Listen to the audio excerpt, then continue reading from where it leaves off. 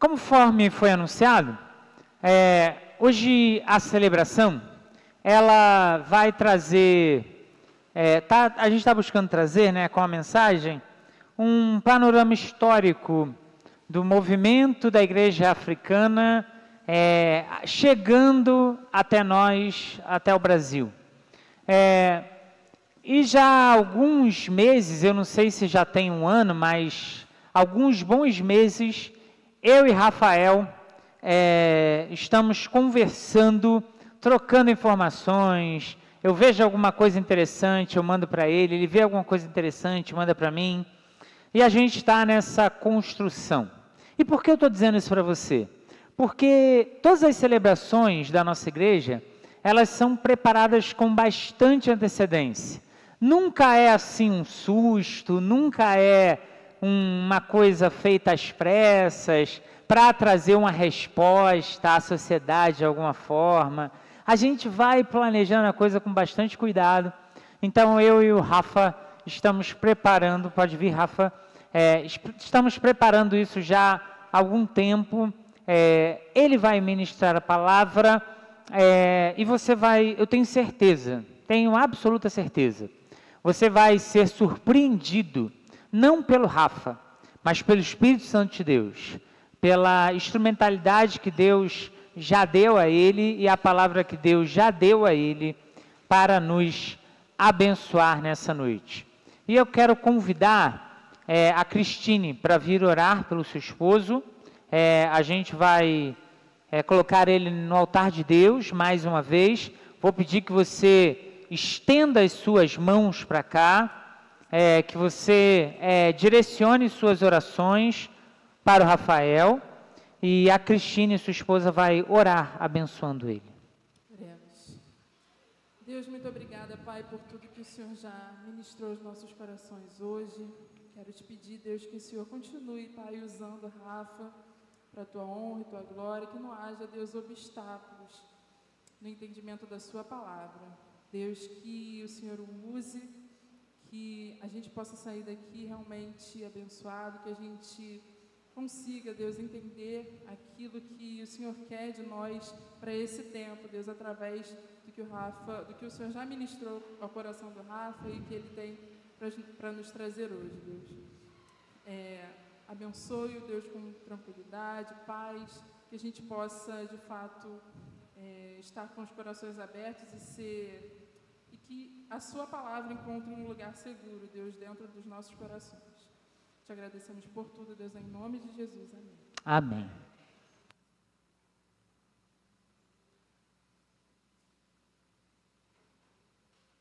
Olá, irmãos, boa noite.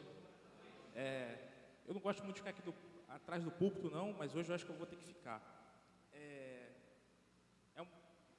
um prazer muito grande estar aqui, a convite do pastor Flávio.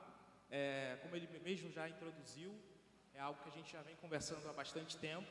Na verdade, a gente vem percebendo a importância da igreja discutir alguns assuntos que às vezes têm uma característica mais sensível, que é mais difícil de você talvez abordar.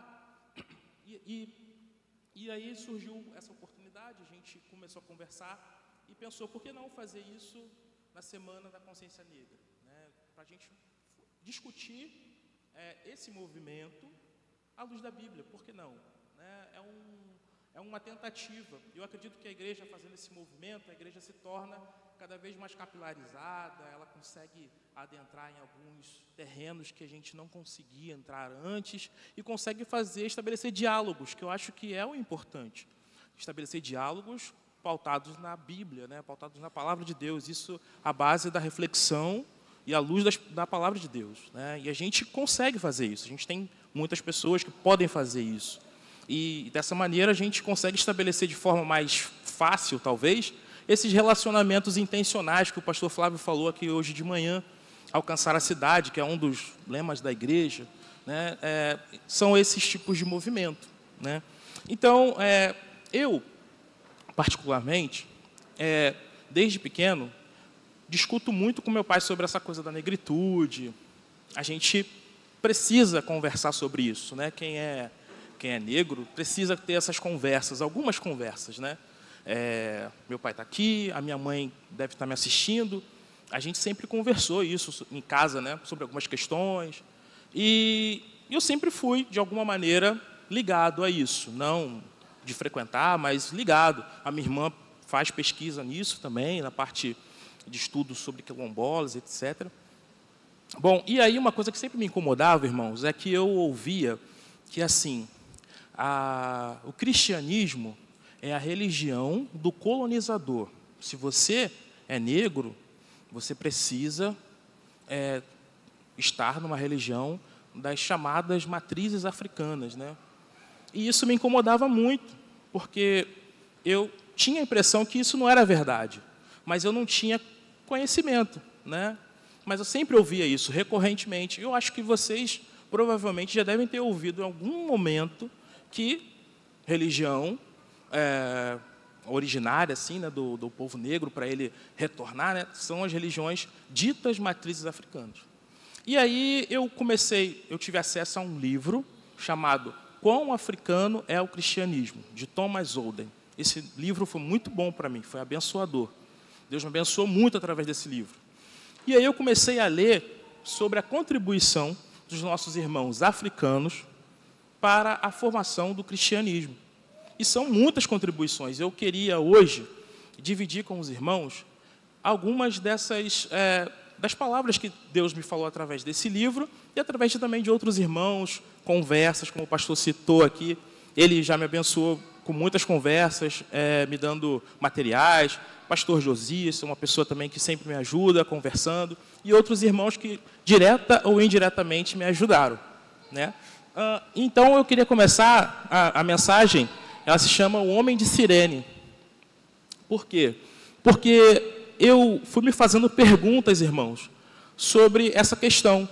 E essas perguntas foram me conduzindo a determinados lugares. E eu queria dividir com os irmãos dessa maneira as perguntas que mais ou menos eu me fazia e como que elas me conduziram a um determinado conhecimento, tá bom?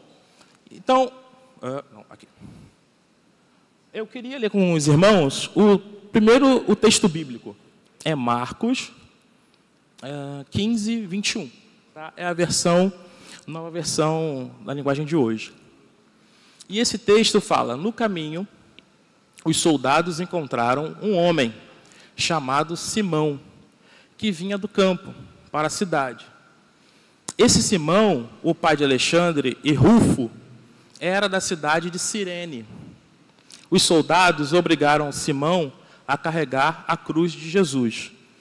Eu acredito que os irmãos já devem ter ouvido esse texto, é um texto bem conhecido, né? Mas esse texto já começa a mostrar a contribuição da África, dos irmãos africanos, para o cristianismo. Porque começa ali, Simão da cidade de Cirene. A gente hoje, evidentemente, não tem mais essa cidade estruturada como era antes. Mas Cirene é a atual Líbia. E fala que ele é pai de Alexandre e de Rufo. Vou falar um pouco disso mais tarde, mas é curioso como a Bíblia fala isso. É como se falasse para você, como se você conhecesse Alexandre e Rufo, sabe? Deu uma ênfase, quis salientar essa questão. Por que ele era pai de Alexandre e de Rufo? A gente vai falar sobre isso depois. E, nada mais, nada menos, ele ajudou a carregar a cruz de Jesus, né? Então, quais foram as primeiras perguntas que eu me fiz? Tá, esse Simão, ele era africano. Mas o que um africano estaria fazendo em Jerusalém? Né? Se ele é africano, numa época de Páscoa, que é uma época de festa judaica, por que um africano estaria em Jerusalém? Essa foi a minha primeira pergunta. E por que ele foi escolhido, né, ali para carregar? Bom, então, a primeira pergunta que eu me fiz é: quem era Simão Cireneu? Né? Bom, Simão era de Cirene, atual Líbia, no continente africano. Provavelmente fazia parte da comunidade judaica que habitava em seu país. E aí tem uma leitura ali, que é Atos 2, 10, que fala: e a Frígia, e a Panfilha, Egito, partes da Líbia, junto a Cirene, e os forasteiros romanos, tanto judeus como prosélitos. Essa é uma passagem, ali Atos está se caminhando para o dia de Pentecostes, esses primeiros capítulos. E aí vai falar dos povos que estavam naquela região. E ele menciona ali, né? Então, Simão era de Cirene, da Líbia. Simão era pai de Alexandre e de Rufo. E aí eu quero ler com vocês Romanos 16:13 e Atos 13:1. Romanos 16:13 diz o seguinte: mando saudações a Rufo, trabalhador que tem se destacado no serviço do Senhor, a mãe dele, que sempre me tratou como filho. E depois Atos 13:1.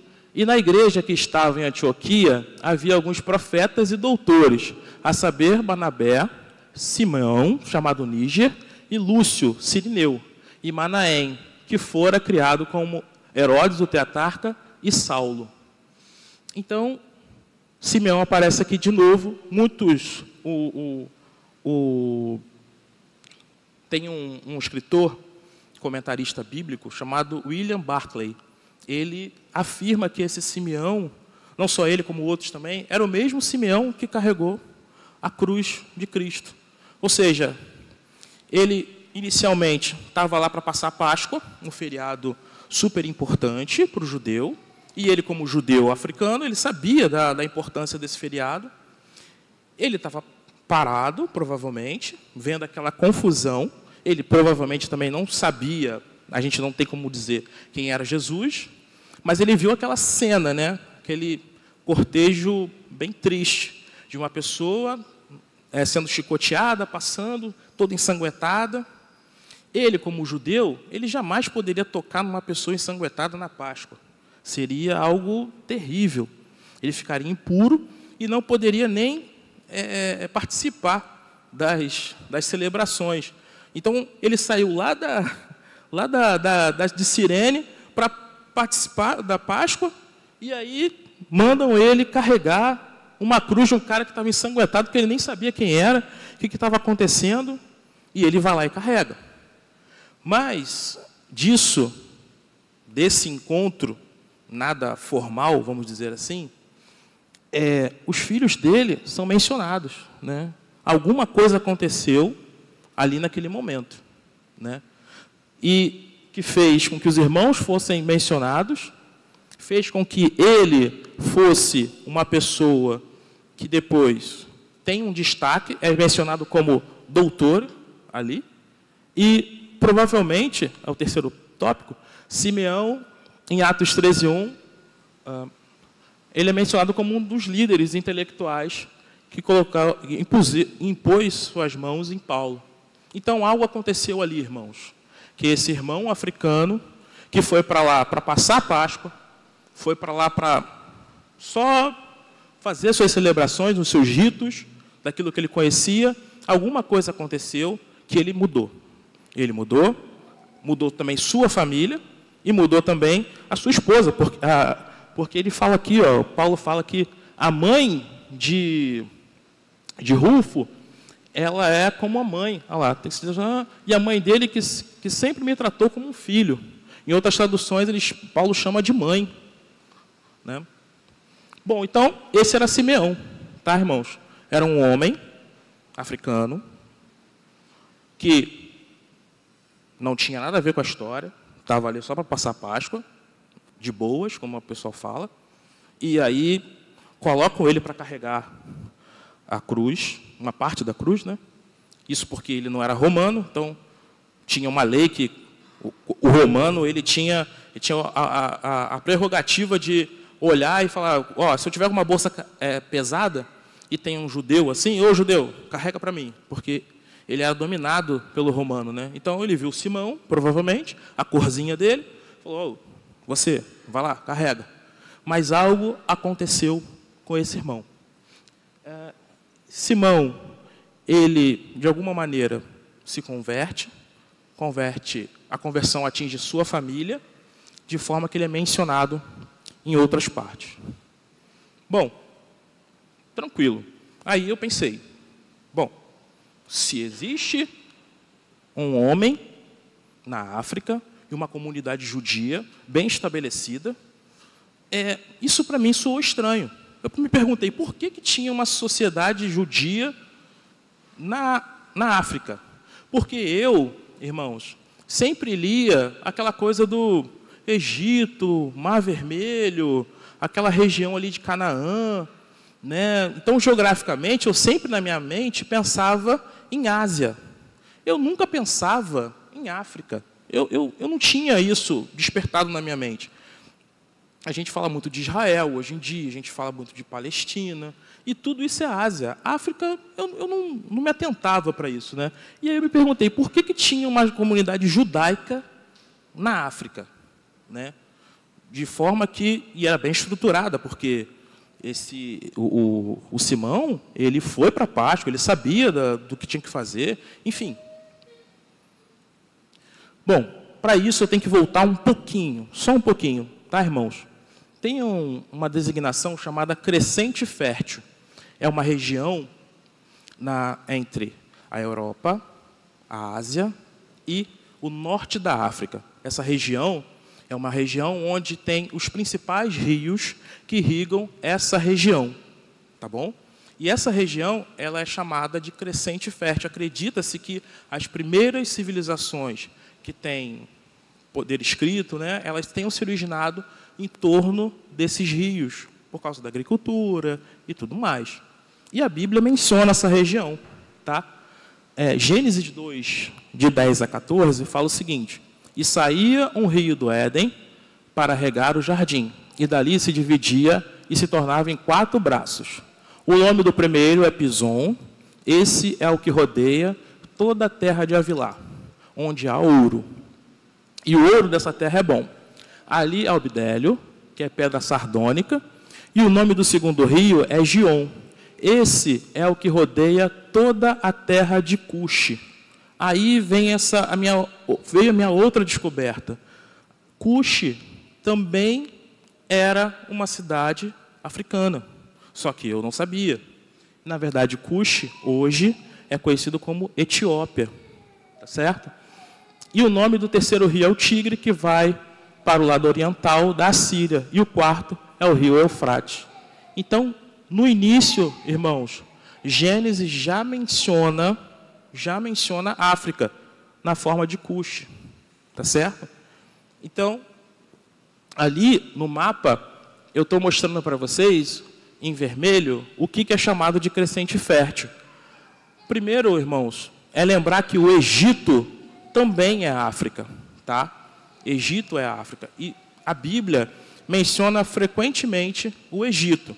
Ora, em termos de condenação, é verdade, e também ora em termos de, por exemplo, refúgio.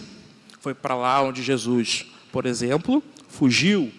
Foi para lá aonde os irmãos de José foram se abrigar para receber comida, porque a terra estava seca, não tinha como plantar. Então, o Egito tem essa dualidade, mas aparece bastante como refúgio, né? Então, ali tem o rio Nilo, que vai cortando o Egito. Ele sai ali daquela região no norte da África, que o pessoal chama de Magrebe, que é a Líbia, Argélia, Marrocos, e ele vai cortando, chega até o Sudão, ali embaixo, tá? Ali você tem o rio Eufrates e o rio Tigres, que já estão mais do lado asiático, né?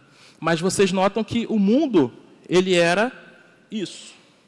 O mundo que era conhecido antes das grandes navegações era esse. É claro que a coisa foi, conforme o homem foi avançando, né?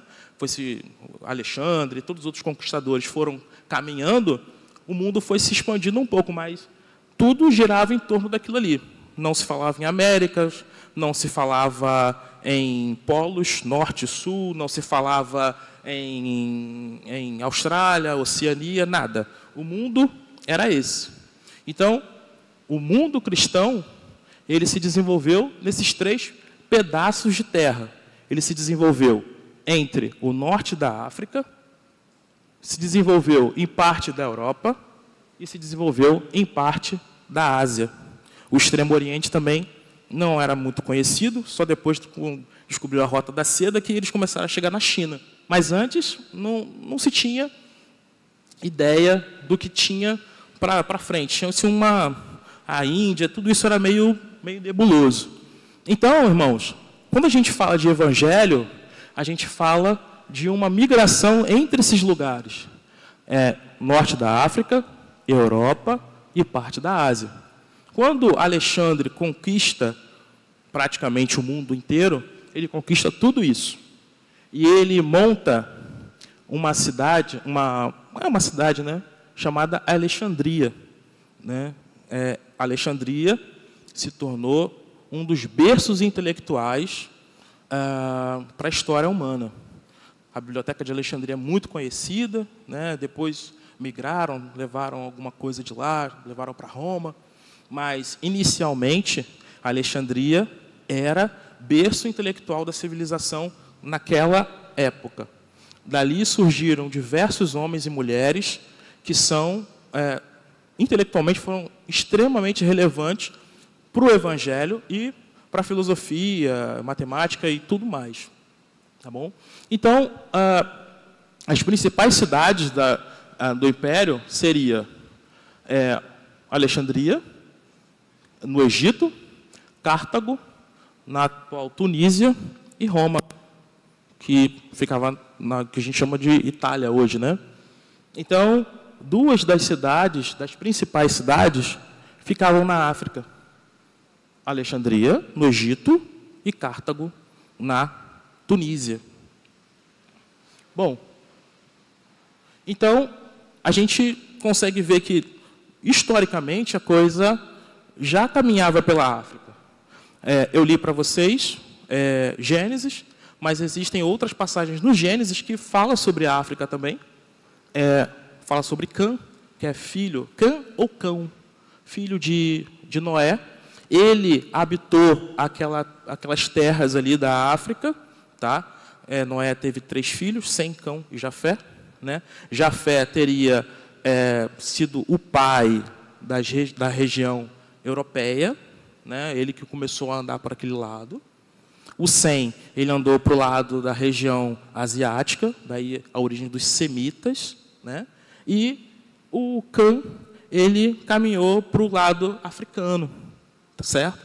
Então, a Bíblia já fala sobre isso, que Cã habitou a terra de Cush, por exemplo. Fala sobre José que teve uma esposa egípcia, que se chamava Azenate, né? E ele teve 2 filhos, um deles é o Manassés, o outro é o Efraim, que mais tarde integraram as tribos de Israel. Né? Então, esse próprio nome, né, Manassés, né, é um nome bem egípcio, né? Os reis, Ramsés, aquela coisa toda. Então, a gente já vê isso sendo mencionado na Bíblia, em Gênesis. Né? O Egito, né, é sempre mencionado, eu já falei para vocês. O Êxodo fala sobre Moisés e a sua esposa Zípora Cuxita também. Então, as origens, irmãos, do judaísmo e do monoteísmo, olhando para um único Deus, ele já está inserido no primeiro livro da Bíblia que trata cronologicamente a história, né? Então, a África já é mencionada em Gênesis, é mencionada em Êxodo, e em vários outros livros também. Na verdade, a África é mais mencionada do que a própria Europa na Bíblia, né? E depois, o profeta Sofonias, também da cidade de africana, também um profeta que falou sobre problemas relacionados à desigualdade social, um profeta bem importante. Então, o Velho Testamento ele está cercado de índices, né, ou cercado de questões, né, cercados de situações onde a África é mencionada, onde as pessoas africanas são mencionadas. Então, isso, pessoal, dá para a gente pensar, ao meu ver, que estrutura uma comunidade monoteísta, adoradora de Deus, desde os princípios, e responde àquela pergunta: por que na Líbia já tinha uma comunidade judaica? Porque a África é sempre mencionada. na Bíblia. Mas só que, da forma como geralmente é lido, é muito difícil a gente, às vezes, perceber isso. Mas a África sempre foi mencionada. Então, você dizer que a religião não nasceu nesse continente é um erro. É um erro. Porque está sendo mencionado lá no início. Antes de você falar de estabelecimento na Ásia, você já estava falando, porque o povo ele vai para o Egito, e depois do Egito ele retorna. Então o povo estava no Egito. E depois ele tem que lutar para retomar a terra de Canaã. Então, assim, a África sempre esteve presente. Não estou dizendo que a África é a mais importante. Não quero causar essa confusão. O que eu quero dizer é que a África esteve presente. E devido a alguns movimentos, que não são movimentos... são movimentos ruins, né? Alguns diriam que são movimentos racistas, tem um racismo intelectual, alguns diriam que é um apagamento histórico, mas, independente do movimento, não é mencionado. Não é mencionado, não é dito. Eu não sou um estudioso, não fiz seminário, talvez conversando com os pastores, eu gostaria de saber como é que isso é falado nos seminários, porque eu, na minha caminhada cristã, nunca tinha pensado nisso. E é uma coisa que me deixa reflexivo. Por que que nesses eu tenho 37 anos, sou cristão desde os 12. Por que nesses mais de 25 anos, como cristão, eu nunca ouvi isso? Eu nunca ouvi isso. Então, é uma pergunta que eu me fiz.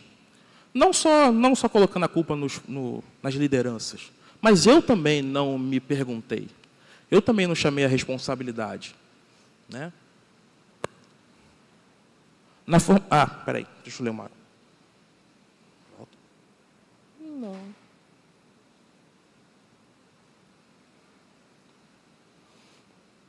Tem uma frase de uma historiadora que é: na formação da história de Israel e do cristianismo também não foi diferente. Os povos africanos foram parte fundamental dessa história. Tá bom, irmão? Bom, e como que essas comunidades africanas, foi a outra pergunta que eu me fiz, como que elas contribuíram para o nascimento do cristianismo, ou para o fortalecimento do cristianismo? Aí eu já não estou falando mais de judaísmo, necessariamente, tá, irmão? Estou falando também do cristianismo mesmo. Cristo e a sua igreja. Né? Bom, e aí eu queria rapidamente passar com vocês algumas dessas contribuições. A primeira contribuição é a exegese das escrituras amadureceram primeiro na África. Isso, irmãos, porque por causa de Alexandria. Alexandria era berço intelectual, como eu falei para os irmãos. Ali nós tivemos diversos exegetas e doutores. E uns desses exegetas, né, são Clemente, de Alexandria. Rafa, se você me permite, nos meus estudos da faculdade, um dos historiadores que eu pesquisei para a biblioteconomia, né, porque a gente estuda as bibliotecas, dizem que Lucas, o escritor do Evangelho e de Atos, estudou em Alexandria. Então, há uma referência direta de um autor não cristão, não tinha nada a ver com a história evangélica, mas Lucas estuda na biblioteca de Alexandria. Sim. De tão maravilhosa que ela era, ele vai se formar lá. Então, há mais uma referência aí que talvez você não tenha tido conhecimento, mas Lucas, muito provavelmente, segundo a historiografia vai dizer, ele estuda em Alexandria, ou seja, na África. Sim, sim. O que eu sabia era que Marcos, que é uma testemunha ocular, fundou a igreja de Alexandria, que era uma igreja que era berço intelectual também. E eu coloquei aqui esses irmãos, acrescentando o que o pastor falou, né? Clemente de Alexandria, Orígenes e Dídimo, o cego. Eles são três. A Igreja Católica tem uma história mais, conta isso de maneira mais rebuscada, né? Porque esses são considerados da era patrística, os padres da igreja, né? Os primeiros padres. Então, esses irmãos, eles pensaram sobre algumas questões básicas do cristianismo. Hoje a gente sabe, a gente chega na igreja, que Deus tem Deus Pai, Filho e Espírito Santo, né? Que Jesus foi homem, mas ele era Deus. Todas essas questões que a gente hoje ensina com muita naturalidade para nossas crianças, talvez, ou enfim, não era tão simples na época que o cristianismo começou. Havia-se muitas especulações, muitos pensamentos, muitas heresias que vinham surgindo e que precisavam ser combatidas, também de maneira intelectual, né? Mostrando o porquê que a coisa não estava correta. E esses homens, eles contribuíram com diversas discussões na África sobre essas questões, em Alexandria. E, evidentemente, eles formaram o dogma cristão primitivo, contribuindo, por exemplo, para os concílios. Na cristandade, nós tivemos diversos concílios de Niceia, concílio de Constantinopla. São concílios que foram ali aparando as arestas e dizendo, olha, tem que ser por aqui, olha, tem que ser por aqui. Esse livro aqui a gente não vai considerar, esse livro aqui a gente vai considerar. Então, é mais ou menos assim. E esses homens contribuíram demais para essas discussões. A tomada de decisão em concílios que seguiam o padrão africano. Porque vocês imaginam, irmãos, todo mundo se reúne para falar de uma coisa que você não sabe muito bem o que era, e aí começa um falar, começa outro falar, tem aquela confusão toda. Como é que você chega a uma determinada, um consenso, né?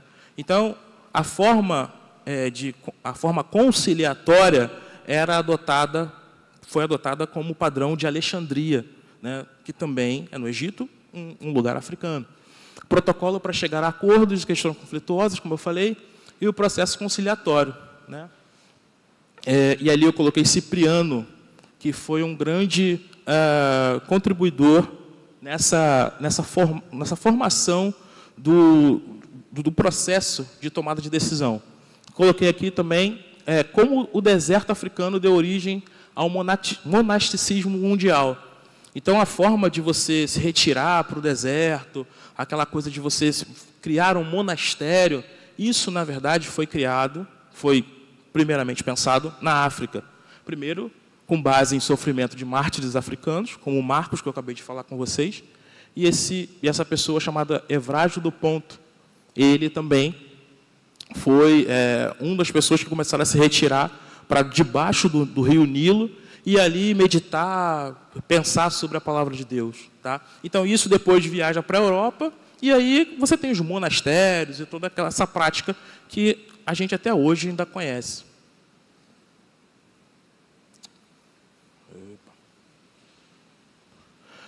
Como o neoplatonismo cristão emergiu na África?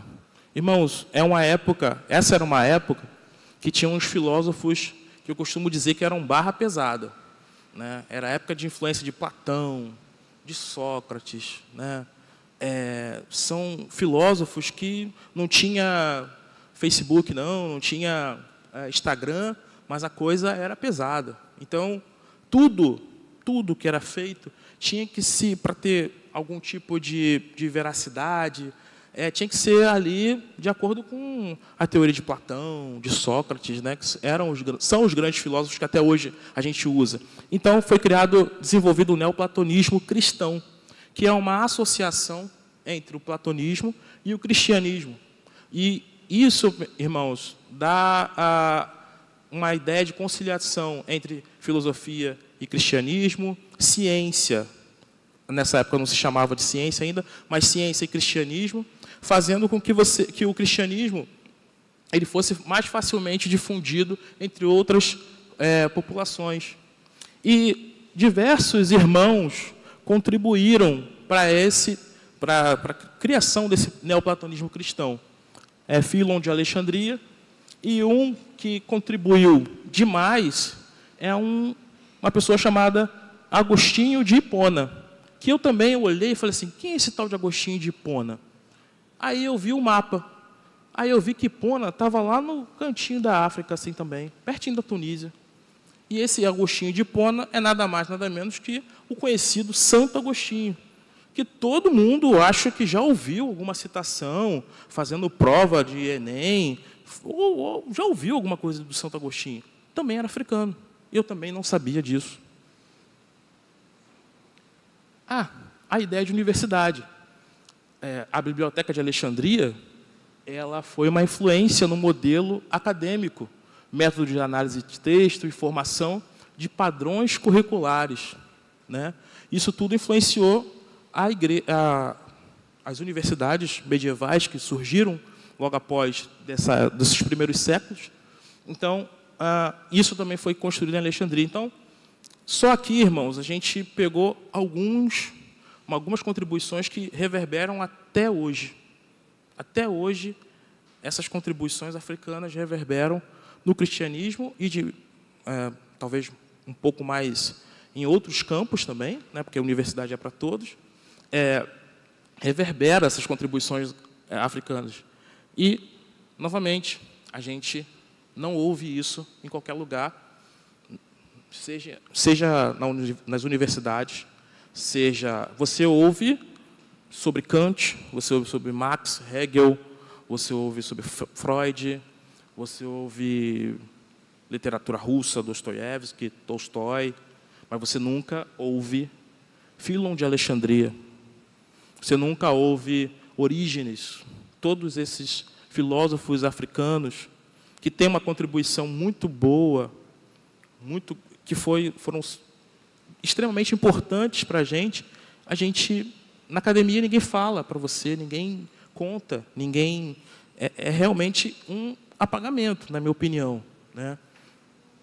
A gente pode discutir por que isso acontece, não é o meu objetivo hoje, mas é constatar algo que está ali, né? Eu não sei se algum irmão já passou por isso, ou já estudou, de repente, algum filósofo africano, ou um irmão de exatas, aqui eu só olhando aqui, só lembro do Bruno, se estudou algum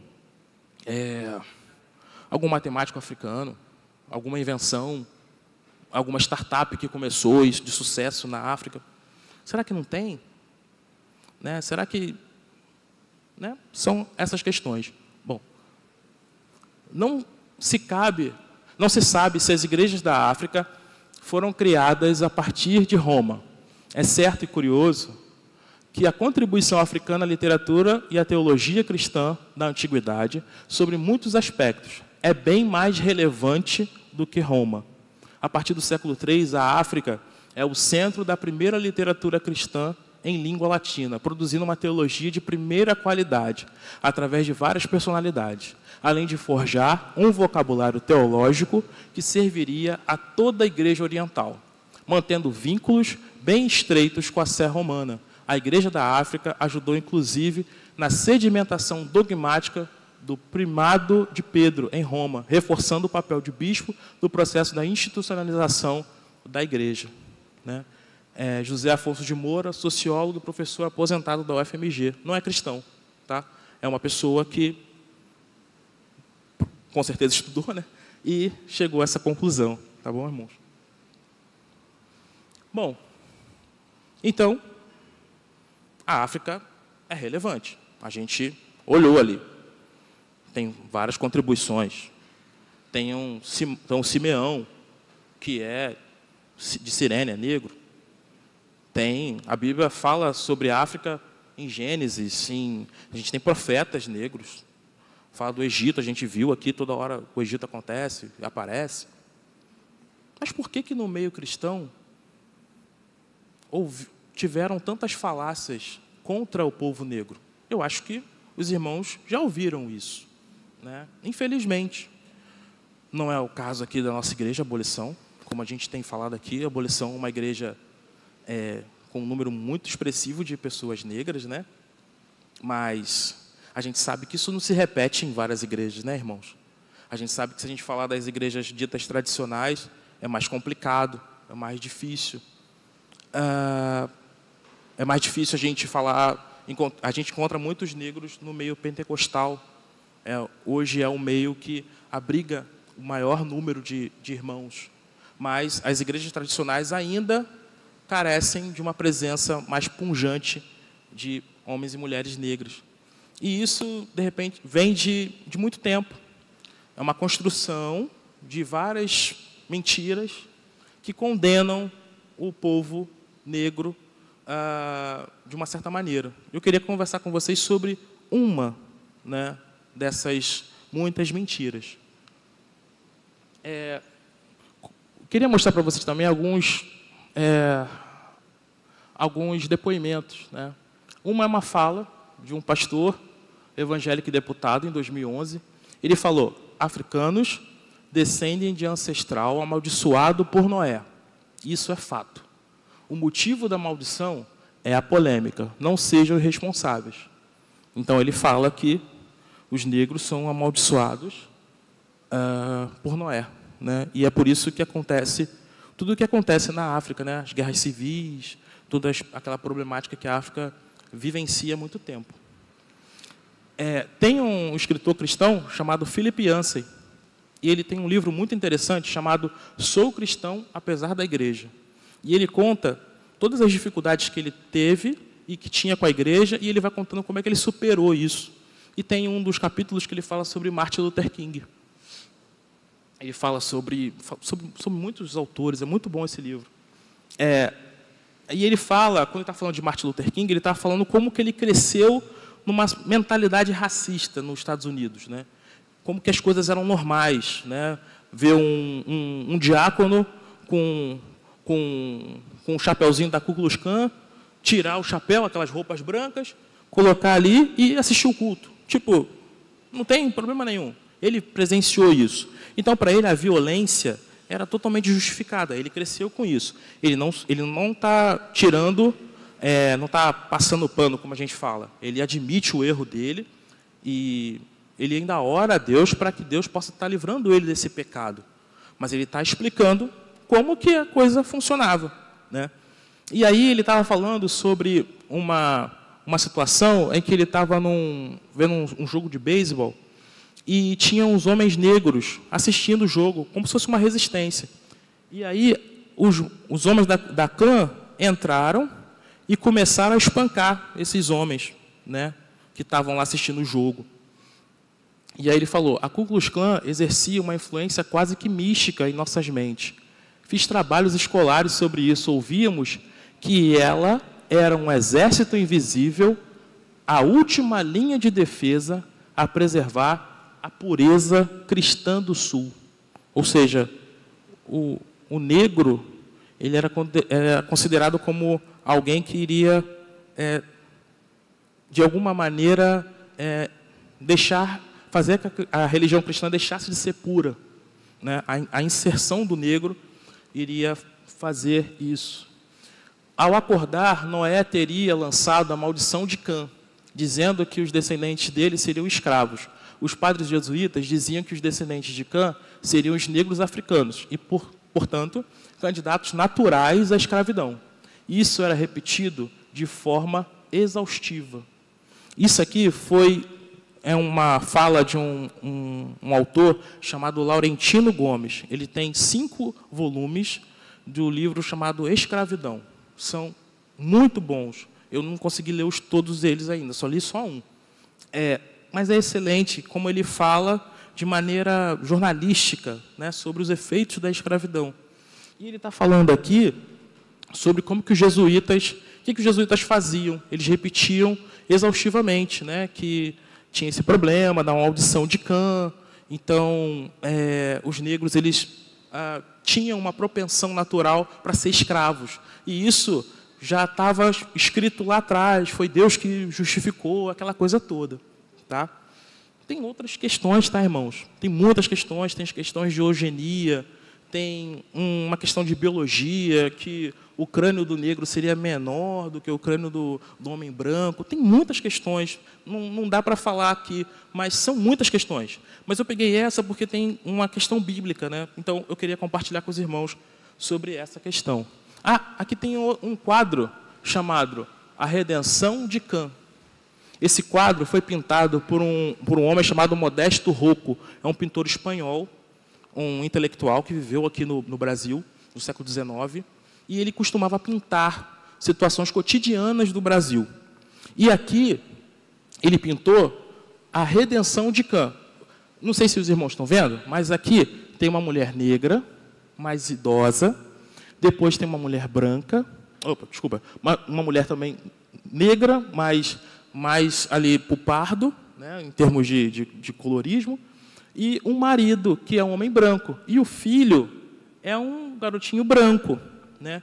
Então, isso simbolizava a redenção, porque a maldição que estava sobre a mãe, né, de pele negra, ela foi dissipada, né, pelo encontro, né, das raças, da filha com o homem branco. E isso fez com que essa maldição se esvaísse. Então, a mulher está levantando as mãos, agradecendo a Deus por ter se livrado, ou sua descendência ter se livrado dessa maldição. Era uma coisa comum, né? Pensar que era amaldiçoado, né? E isso justificava a posição que ele tem.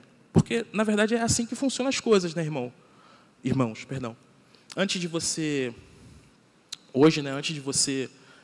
escravizar, antes de você lança uma piada, você escreve uma literatura, né, que ofende, você vai justificando de várias maneiras, maneira biológica, maneira artística, né?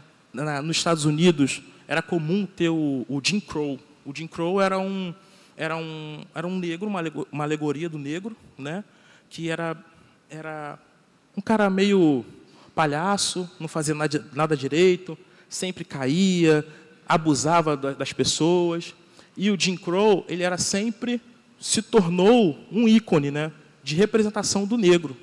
E aí teve a lei do Jim Crow, né, que aí foi quando os Estados Unidos separou. Tem bebedouro para branco, bebedouro para negro, tem banheiros para branco, banheiros para negros, e aquela coisa toda que eu acredito que os irmãos já tenham ouvido falar. Então, primeiro você ridiculariza, você humilha, você justifica, para depois você ter uma justificativa para, por exemplo, escravizar. Ter uma justificativa para você impor um tráfico, né? Porque as pessoas pensam, não, tem que ser assim mesmo. Eles são amaldiçoados, né? Então está tudo bem. E ninguém percebe o erro disso, porque está bem justificado. Na biologia, na língua, na piada, naquela coisa que a gente faz no dia a dia, né? Está tudo bem justificado, né? Então, você pode prosseguir.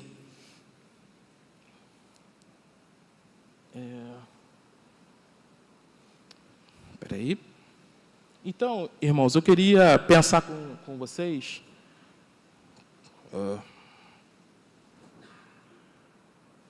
como que essa fala de Cã, ela é mentirosa, né? Como todas as outras falas. Noé teve 3 filhos, como eu falei para vocês no início, Sem, Cão e Jafé. O texto bíblico, eu não vou ler ele agora, mas o problema foi que Noé, ele tinha se embriagado com vinho. Provavelmente ali, Noé estava fazendo uma cultura, fazendo algum teste ali com vinhas, né? E aí tomou aquele monte de vinho, ficou embriagado e ficou nu, né? E aí, o filho, o cão, ele entrou na tenda e viu o pai nu. E aí, ele saiu, falou com os irmãos, olha, meu pai está assim, assim, assado, e começou a debochar do pai. E os irmãos foram com uma capa, entraram de costas para não ver a nudez do pai e cobriram ele. Noé, quando acordou daquela situação, ele ficou revoltado e aí amaldiçoou, não a Cão, mas amaldiçoou o Canaã, que é filho do Cã. Então, a maldição necessariamente proferida por Noé, não foi necessariamente para Cã, foi para Canaã, que alguns historiadores falam que foi quem viu, que facilitou ali a movimentação, mas isso não é uma coisa certa. Mas quem foi amaldiçoado foi Canaã. Mas Cã, ele teve 4 filhos, Cuxi, Mispraim, Pute e Canaã. E todos esses, irmãos, contribuíram para a formação africana, dos povos africanos. Não foi só Canaã que foi amaldiçoado. Inclusive, tem um que se chama Cuxi. né? Então, por que todos os africanos seriam necessariamente amaldiçoados se a maldição foi só para uma pessoa e outros 3 não foram amaldiçoados? Já começa por aí a coisa mais estranha, né? Mas tem outras questões que eu queria ler com os irmãos. Oi? Outras coisas que eu queria ler com os irmãos, que é sobre alguns argumentos contra essa fala. Cã teve outros filhos, como eu falei para vocês, né? Amaldiçoar no senso bíblico não determina a história, mas descreve a consequência da quebra do princípio estabelecido pelo ato desrespeitoso. Portanto, significa a percepção de efeitos e desdobramentos de um comportamento específico. Então, o amaldiçoar de Noé estava relacionado com o comportamento de Canaã. O que esse comportamento produziria num futuro. E, de fato, Canaã deu origem, por exemplo, aos povos de Sodoma e Gomorra, né? Então, reforçando essa maldição. É de entendimento dos teólogos e especialistas do Velho Testamento que a maldição profética de Noé sobre Canaã foi cumprida quando a conquista da região povoada pelos descendentes de Canaã aos cananeus. Então, quando Josué conquista Canaã, a profecia se cumpre e Canaã começa a servir aos seus irmãos. Não há nada, absolutamente nada, nesse texto bíblico, em foco, nem na Escritura como um todo, que indique qualquer maldição sobre negros e africanos, e muito menos algo que justifique a escravidão. Então, é totalmente equivocado, né? Então, essa é mais uma das mentiras que, infelizmente, são colocadas e que foram trazidas e que até hoje, infelizmente, a gente ainda vive essas consequências. Mas os cristãos não somente, irmãos, jogaram contra o cristianismo, vamos dizer assim, né? A questão dos negros, né? Existiram muitos cristãos também que lutaram pelos negros, tá?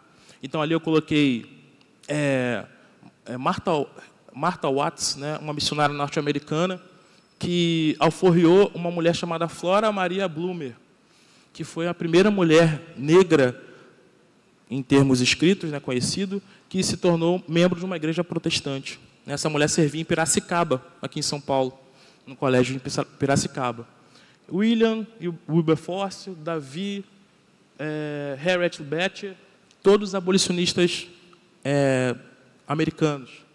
Eu coloquei ali Harriet Tubman e Frederick Douglass, são ex-escravizados que, nos Estados Unidos também, criaram rotas de fuga para irmãos também fugirem dos seus... ali não era quilombo, né, mas fugirem das suas casas de escravidão para um lugar livre, né? O norte dos Estados Unidos era livre, o sul não era. E aqui eu quero ler só... isso aqui teve uma mulher chamada Alice Clapp, que era uma abolicionista francesa que morava aqui no Rio de Janeiro. Ela tinha uma casa em Niterói. E ela publicou isso no século XIX, publicou esse texto em francês. Entre os inúmeros benefícios do cristianismo, deve-se contar a abolição da escravidão. Jesus veio livrar o mundo desse excesso de desonra e de miséria, proclamando a igualdade de todos os homens como orçados pelo mesmo Cristo. Depois disso, infelizmente, os povos cristãos restabeleceram a escravidão na América e nas ilhas no Novo Mundo, comprando negros na África como animais de carga para fazê-los trabalhar às chicotadas, ou na exploração das minas de ouro ou de prata, na cultura do café, do cacau e da cana.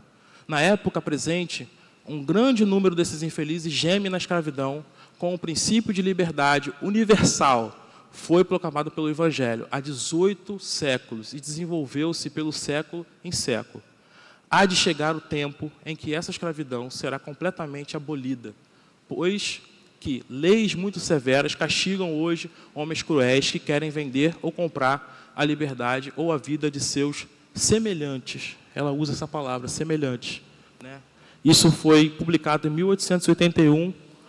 Irmãos, imagina o que seria isso num jornal brasileiro, onde que o tráfico negreiro era extremamente lucrativo para o Brasil, e ela publicou isso aqui. tem uma outra... Eu queria falar agora sobre um outro cristão, que eu acho que os irmãos conhecem, Martin Luther King Jr. Martin Luther King, ele estava lutando e ele recebeu uma carta que falava que ia ser cometido um atentado à sua família, né? E que iria matar ele, a esposa e a filha, caso ele continuasse lutando pelos direitos dos negros nos Estados Unidos. E ele escreveu isso aqui, ó. E sentei-me à mesa, pensando naquela menina e no fato de que ela poderia ser tirada de mim a qualquer momento. Comecei a pensar na esposa dedicada, devotada e leal que estava ali dormindo. E comecei a ver que não poderia suportar mais aquilo.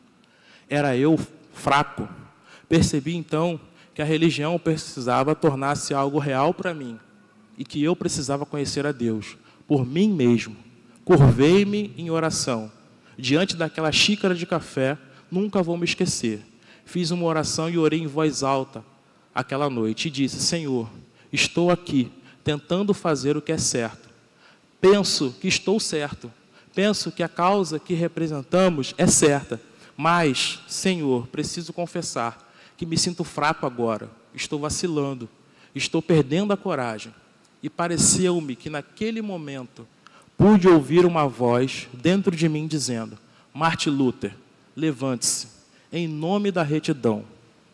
Levante-se pela justiça de Jesus. Levante-se pela verdade. Saiba que estarei com você até o fim do mundo. Ouvi a voz de Jesus dizendo calmamente que eu deveria continuar lutando.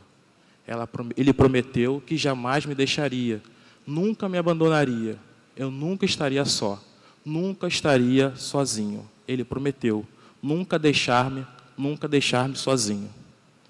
Foi isso que King viu. 3 dias depois, teve um atentado, uma bomba na casa dele. Graças a Deus ele já estava preparado, ninguém se feriu, mas ele já estava muito mais sereno, porque ele tinha ouvido isso, né? O Cristo falando sobre isso, para ele diretamente. E como que atualmente, irmãos, é a relação entre o cristianismo e o povo negro na África, né? E aqui no Brasil? Irmãos, hoje, no censo de 2010, 55 milhões de negros se declaravam católicos. 11 milhões de negros se identificavam como evangélicos. E apenas 253 mil negros se autodeclaravam professantes da matriz chamada africana, né? Então, hoje, a população negra, hoje, ela está mais adepta ao cristianismo do que às religiões ditas de matriz africana. Não é uma ideia de desmerecimento, por favor, mas é uma ideia de que hoje estamos nesse lugar. Aqui são algumas falas, né? Negros são a maioria nas igrejas evangélicas, e a desigualdade ajuda a explicar, isso é do Estadão. Mulheres negras são a maioria entre os evangélicos, aponta o Datafolha.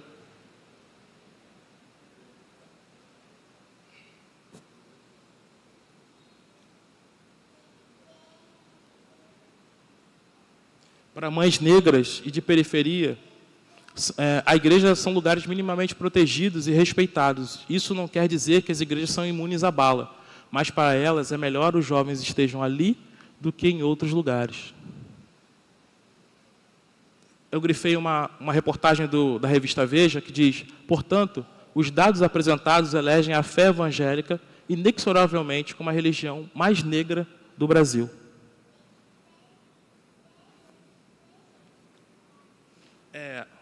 Na África, a Igreja Ortodoxa Etíope é uma igreja oriental, que é uma igreja oriental, né? Ela tem hoje 45 milhões de membros. Hoje, então, a Igreja Etíope, que é uma igreja milenar, bimilenar, podemos dizer assim, ela tem 45 milhões de membros. Essa aqui é uma projeção de como que o cristianismo vai crescer, né? A ideia é que hoje, 62,9% da população cristã, na África, 62,9% da população é cristã, né, na África. A população muçulmana tem uma estimativa de crescimento, e as populações e religião nativa também têm uma estimativa. Mas a maior estimativa é da religião cristã na África. E quais ensinamentos, irmãos, nós podemos ter através do Simão, né? Lá de trás que eu falei, né? Depois disso tudo, a gente consegue perceber que Deus ele não define ninguém pelo sexo, cor ou raça. Simeão foi o homem que participou desse momento de Jesus, momento específico, momento importante. Nós tivemos diversas mulheres também que participaram de momentos bem específicos e importantes. Então, a Bíblia, em nenhum momento, ela é de cunho racista, como algumas pessoas falam, né? Porque isso é visto em diversos aspectos, né? Simão optou pelo caminho da redenção e levou sua família consigo. Simão não ficou chateado e, caramba, por que me fizeram isso? Por que eu estou carregando essa cruz de Jesus? É porque eu sou negro? Né? Não foi esse pensamento, não foi o pensamento do ressentimento, que às vezes é um pensamento que guia muitas pessoas, né? Um pensamento de ressentimento, de que eu tenho que tomar de volta e que eu tenho que fazer o outro sofrer. Não é isso. Não é isso. Tanto que Simeão, ele não só não pensou nisso, como a família dele se tornou cristã, e seus filhos também. Simeão ocupou um lugar de liderança. A Bíblia mostra um homem negro num lugar de liderança. Irmãos, espero que Deus possa ter falado com os irmãos. Eu acho que eu me estendi um pouquinho. Que Deus possa abençoar. A minha ideia era mostrar para os irmãos, compartilhar um pouco que Deus falou comigo nesse período. Eu tinha muito mais coisa para falar, mas aí eu sei que os irmãos, amanhã é segunda-feira, também que é feriado, né? Mas a gente não pode ficar aqui tanto tempo. E quem quiser, eu estou à disposição para deixar o material com os irmãos. Amém.